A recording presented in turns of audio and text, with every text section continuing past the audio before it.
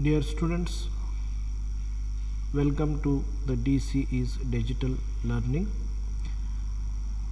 I am Lieutenant M.A. Pathan, Assistant Professor in Mathematics and ANO Government First Grade College, Nargund, and I am with you with the session 16, which is Euclid's algorithm. Now the recapitulation part consists of an algorithm is a method of obtaining a result by repeated application of an operation, and you know from the last session the definition of division algorithm, so which says if AB belong to Z such that mod of A greater than mod of B, then there exist unique integers Q and R belong to Z such that A is equal to B into Q plus R, where 0 less than or equal to R less than B. If R is equal to 0, then A is equal to B into Q, or B is dividing A, that is the complete division of A and B. So the theorem, we call it as Euclid's algorithm theorem. So it says if the GCD of AB is equal to D, where AB are non-negative integers, then D is equal to Rn, where R1, R2, R3, so on up to Rn are successive remainders obtained by division algorithm, and R plus nth remainder is equal to 0, then D is equal to Rn is known as the GCD of A and B. Now let us have a corollary from the same above theorem, which is a sub result. If D is the greatest common divisor of A and B, then there exist integers x and y such that D is equal to A into x plus B into y. Remark: the most effective method of finding the GCD of two numbers is called Euclid's algorithm. Here we apply division repeatedly until we get the zero remainder. The last non-zero remainder is the required GCD. Now let us solve one example. So here we are finding the GCD of 595 and 552 and expressing it in the form of D is equal to AX plus BY. So now the first step is containing dividing 595 by 252. Then we will get 91 as the remainder. Then we write 595 is equal to 2 into 252 plus 91. Let us give it as equation 1. Now next divide 252 by 91. So then 70 will be the remainder.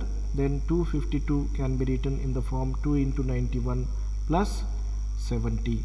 So which is equation 2. Now divide 91 by 70, then 21 will be the remainder. So 91 is equal to 1 into 70 plus 21.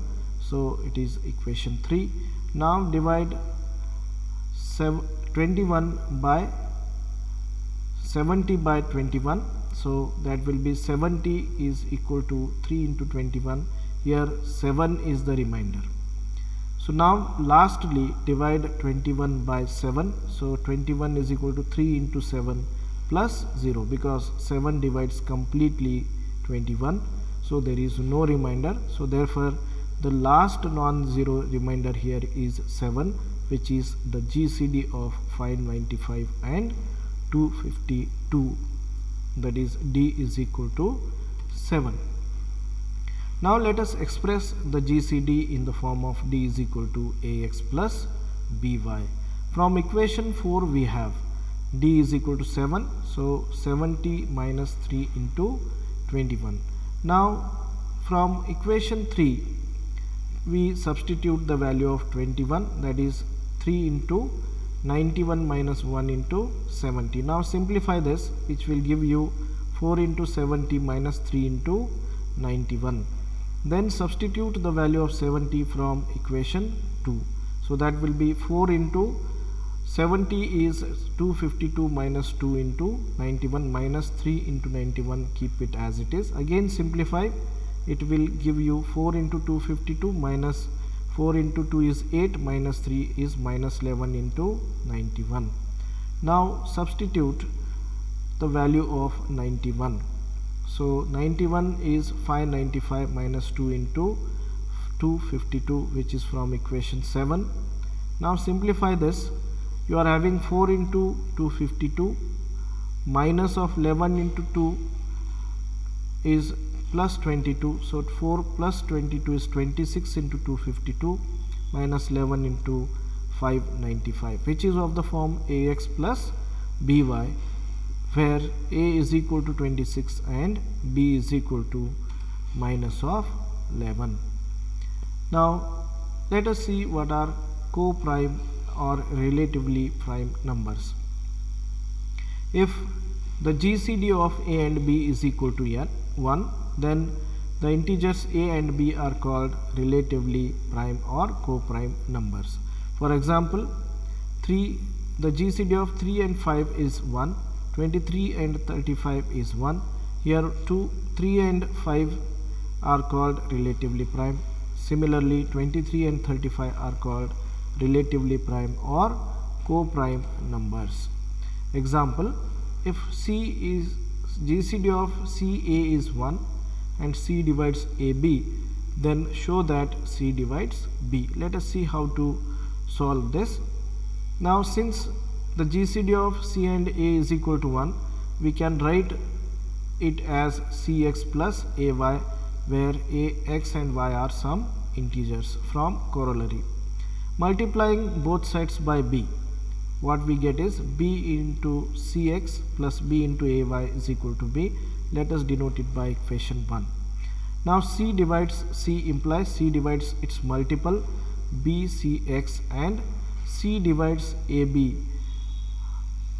Then by hypothesis, C divides AB into Y, that is the multiple.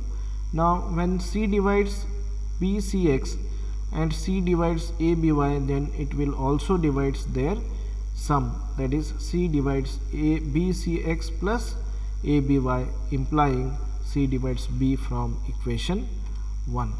So now let us see what are prime numbers.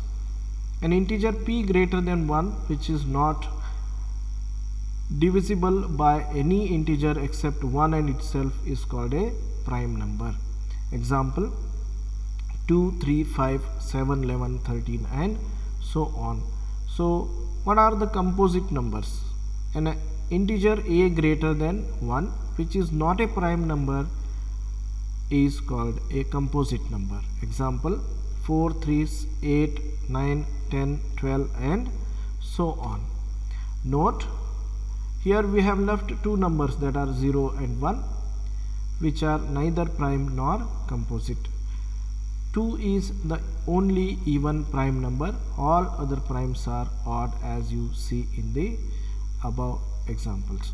Two integers which are relatively prime need not be prime numbers. Example, 4 and 9, they are relatively prime, but even they are not the prime numbers. Two distinct prime numbers are relatively prime to each other. So this is the session 16, and here you are having the references which you can refer for your further knowledge. Thank you. Meet you in the next session.